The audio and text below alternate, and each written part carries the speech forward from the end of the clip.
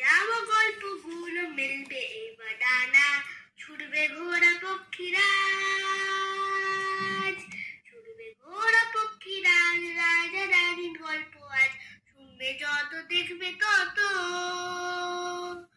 মেঘের কোলে রাজকুমারী রূপার কাঠে সোনার কাঠে ছুঁয়ে, তুমিও ছোট তাদের সাথে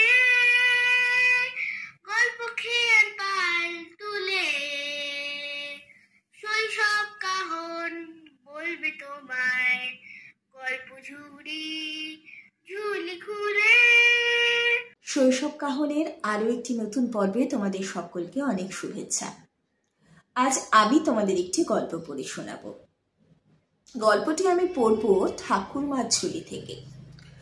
ঠাকুরমার ঝুলির কে লিখেছিলেন জানো তোমরা? ঠাকুরমার ঝুলি লিখেছিলেন শ্রী দক্ষিণারঞ্জন মিত্র মজুমদার। তাহলে চলো আজকের গল্পটা শুনে নেওয়া যাক। আজকের গল্পের নাম 7 ভাই চম্পা। এক রাজার 7 রানী। দেমাকে বড় রানীদের মাটিতে পা পড়ে না। ছোট রানী খুব শান্ত, এজন্য রাজা ছোট রানীকে সকলের চাইতে বেশি ভালোবাসতেন। কিন্তু অনেক দিন পর্যন্ত রাজার ছেলে মেয়ে হয় না। এত বড় রাজ্য কে ভোগ করবে? রাজা মনের দুঃখে থাকেন। এইরূপে দিন যায়। কতদিন পরে ছোট রানীর ছেলে হইবে। রাজার মনে আনন্দ আর ধরে না। পাইক পিয়াদা ডাকিয়া রাজা রাজ্যে ঘোষণা করিয়া দিলেন, রাজা রাজভাণ্ডার খুলিয়া দিয়াছেন, মিঠাই মন্দা মণিমাণিক যে যত পারো আসিয়া নিয়া যাও। বড় রানীরা হিংসায় জ্বলিয়া মরিতে লাগিল। রাজা আপনার কোমরে ছোট রানীর কোমরে এক সোনার শিকল বাঁধিয়া দিয়া বলিলেন, যখন ছেলে হইবে এই শিকলে নাড়া দিও, আমি আসিয়া ছেলে দেখিব। বলিয়া রাজা রাজ দরবারে গেলেন।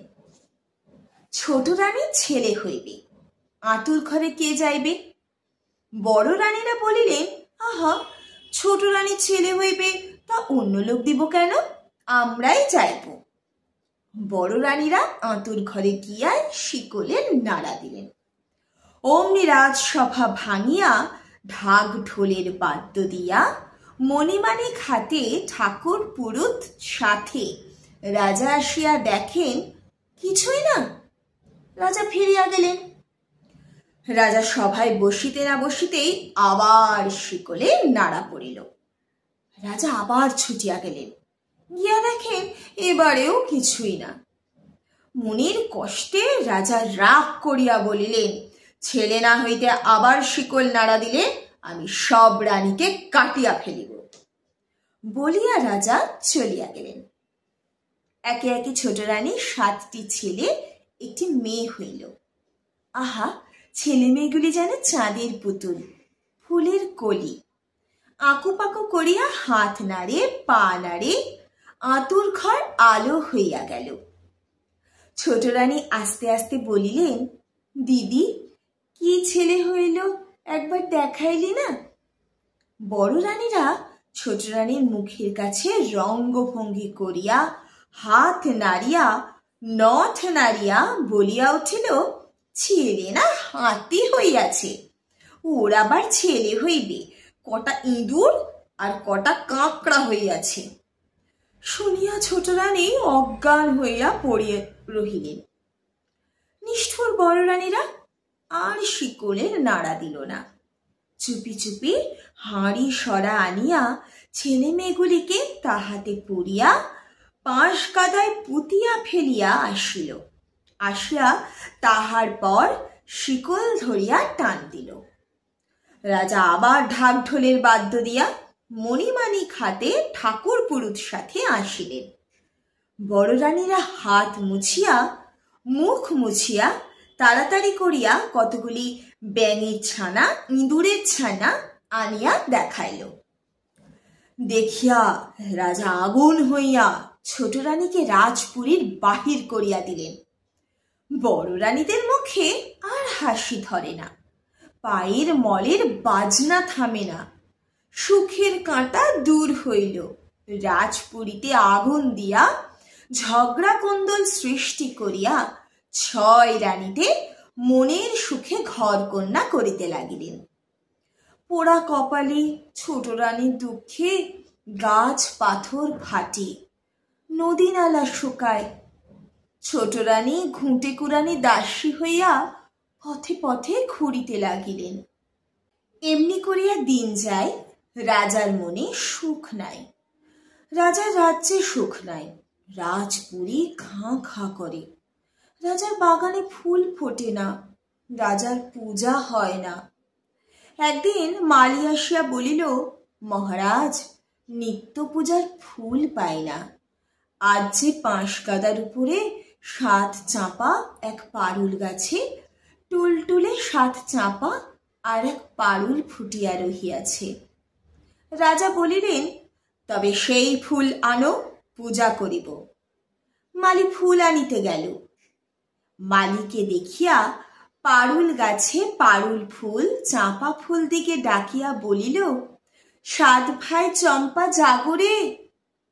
অমনি 7 চাঁপা নড়িয়া উঠিয়া সাড়া দিল, কেন বোন পারুল ডাকুরে? পারুল বলিল, রাজার মালি এসেছে, পূজার ফুল দিবে কি না দিবে?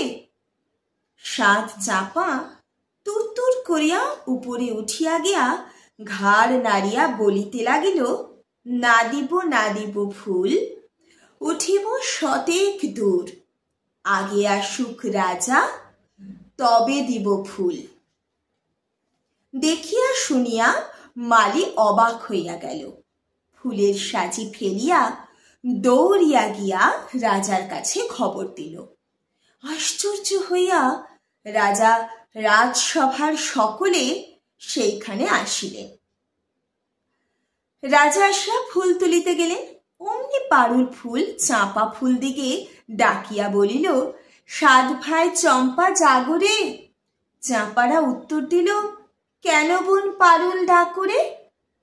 পারুল বলিল, রাজা আপনি এসেছেন, ফুল দিবে কি না দিবে? চাঁপারা বলিল, না দিব না দিব ফুল, উঠিব শতেক দূর। আগে আসুক রাজার বড় রানী, তবে দিব ফুল। বলিয়া চাঁপা ফুলেরা আরো উঁচুতে উঠিল। রাজা বড় রানীকে ডাকাইলেন। বড় রানী মল বাজাইতে বাজাইতে আসিয়া ফুল তুলিতে গেল। চাঁপা ফুলেরা বলিল, না দিব না দিব ফুল, উঠিব শতেক দূর। আগে আসুক রাজার মেজরানী, তবে দিব ফুল। তাহার পর মেজরানী আসিলেন, সেজরানী আসিলেন, নরানী আসিলেন, কুনি রানী আসিলেন। কেহই ফুল পাইলেন না। ফুলেরা গিয়া আকাশে তারার মতো ফুটিয়া রহিল। রাজা গালে হাত দিয়া মাটিতে বসিয়া পড়িলেন। শেষে দুয়োরানী আসিলেন। তখন ফুলেরা বলিল, না দিব না দিব ফুল, উঠিব শতেক দূর। যদি আসে রাজার ঘুঁটে কুরানি দাসী, তবে দিব ফুল। তখন খোঁজ খোঁজ পড়িয়া গেল। রাজা চৌদোলা পাঠাইয়া দিলেন। পাইক বেহারারা চৌদোলা লইয়া মাঠে গিয়া ঘুঁটে কুরানি দাসী ছোট রানীকে লইয়া আসিল। ছোট রানীর হাতে পায়ে গোবর, পরনে ছেঁড়া কাপড়, তাই লইয়া তিনি ফুল তুলতে গেলেন। অমনি সুরসুর করিয়া চাঁপারা আকাশ হইতে নামিয়া আসিল। পারুল ফুলটি গিয়া তাদের সঙ্গে মিশিল।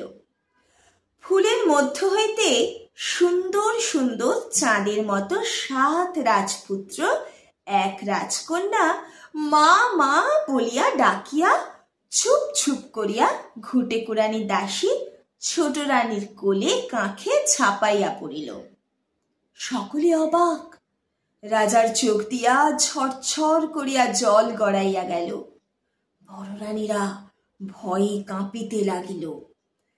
রাজা তখনই বড় রানী দিকে হেঁটে কাঁটা উপরে কাঁটা দিয়া পুতিয়া ফেলিতে আজ্ঞা দিয়া 7 রাজপুত্র পারুল মেয়ে আর ছোট রানীকে লইয়া রাজপুরীতে গেলেন। রাজপুরীতে জয়ডঙ্কা বাজিয়া উঠিল। তাহলে কেমন লাগলো গল্পটা? তোমরা সবাই জানিও আজকের গল্প তোমাদের কেমন লাগলো। আর হ্যাঁ, তোমরা পরের দিন কোন গল্পটা শুনতে চাও সেটাও কিন্তু জানিও আমাদেরকে। তাহলে আজকের মতো টাটা। গল্প কথাটি পুরনো, নোটে গাছটি পুরনো। আসবো আবার গল্প নিয়ে, খেয়া গল্প চুরি খুঁড়ে। থাকবো আবার কবে কখন, শুনবে যখন শৈশব কাহন।